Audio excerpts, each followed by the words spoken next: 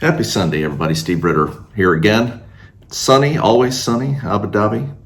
So just taking I was working through this devotional book here, and it's really interesting. Some of the writings, Martin Luther, this is his little devotional, or it's taken from a lot of his sermons and talks and everything else. It's really interesting, the perspective. Of course, he came from the Catholic Church and had some problems and issues with the way things were being done at that time. And in particular, this particular devotional was from the book of Genesis 22:19, and this was right after God had told Abraham to take Isaac and go sacrifice him. So he goes and he went to Mount Moriah, which is it's a holy place, because that's believed where Jacob saw the Jacob's ladder, the staircase to heaven.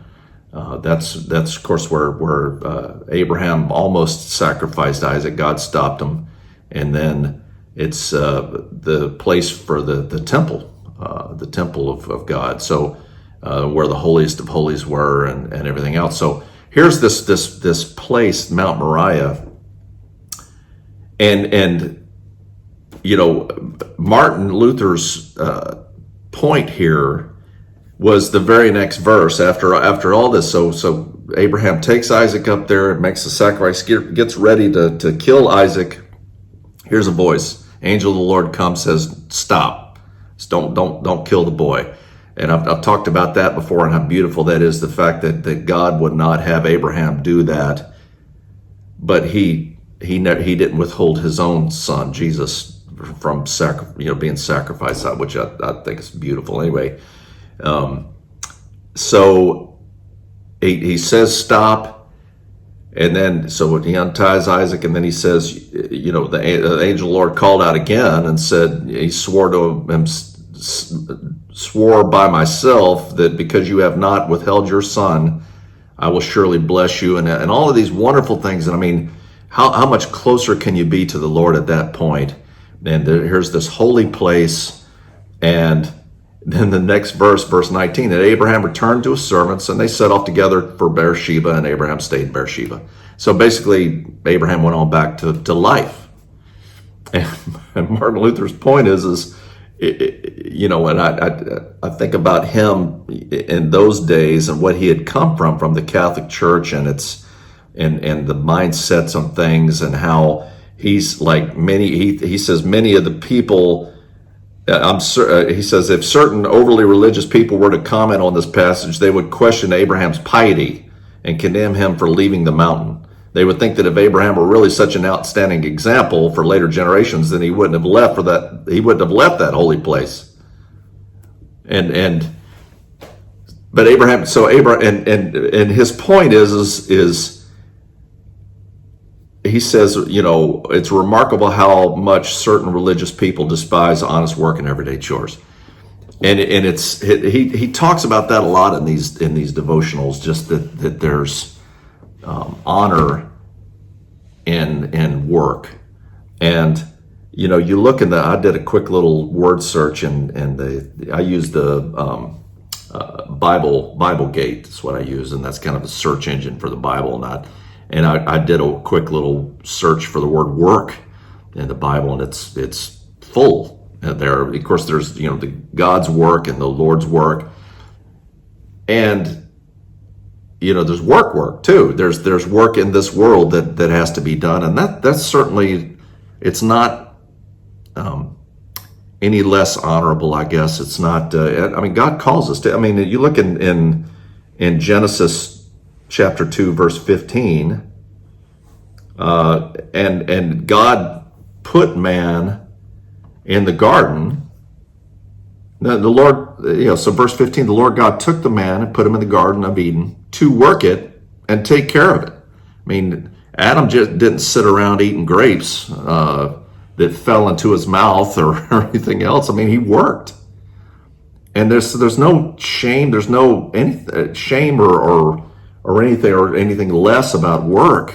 I'm thinking about this a lot now, because I'm the ravishing Mrs. Ritter and I talk a lot about retirement and the end and what's, that. And she said something last night because we saw a lot of this during COVID where I wasn't traveling or working or anything, and I was around the house a lot. And she pointed out, rightly so, she's like, oh, I don't know if this is going to work because you're driving me crazy. Like, you can't sit still. I mean, I've always got to be doing this or doing that. And of course, I did a lot of little videos and little projects and everything else. And I got to do stuff, Think about that. So thinking about retirement, I mean, what does that mean? Does that mean to the idea of just going to a golf course and just getting up, going to play golf all day and coming back and then going and play bingo or whatever. I don't know. I can't even imagine that. I don't want to do it. I feel like I got stuff to do. And, does God call us? Where in the Bible is there talk about retirement? And I granted that those were different days. I mean, you were subsistence living and all of that. But they worked.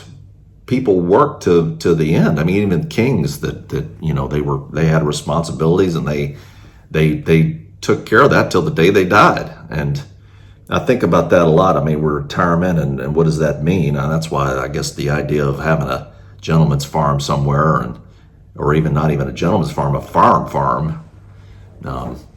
Kids now are starting to talk about that, about coming back. I can't think of a better thing. But, does God want us to cloister ourselves away from the world and not do anything? I mean, it's kind of like every now and then you'll hear, people making predictions about when the Lord's going to return. And I think we're to continue working and being observant and paying attention and keeping our wicks trimmed and being watchful for the return of the bridegroom and to keep working and keep watchful and not sleep and sloth and slack off. That's my thoughts. But so there's honor in work. And, like in Colossians 3:23, it talks about, Paul says, whatever you do, work at it with all your heart as working for the Lord. I mean, and 1 Thessalonians 4:11, make it your ambition to lead a quiet life. You should mind your own business and work with your hands, just as we told you, so that your daily life may win the respect of outsiders, and so that you will not be dependent on anybody. Think about that. So there's honor in work. Even everybody sees it. Even the world sees it. And to keep working and keep working away, because that's what God calls us to do. There's always stuff to do. Jesus said that. I mean, the fields are ripe for harvest. Keep working. And both spiritual things and things putting food on the table and working. There's honor in that. So anyway, that's my thoughts on retirement. I plan to keep working and keep busy. And I know the ravishing Mrs. Ritter appreciates that. Keeps me out of the house. Keeps me from, she's smiling while I'm saying all this. Keeps me from messing up the house and bothering her. So anyway, I hope you have a great Sunday, and we'll see you next time. Take care.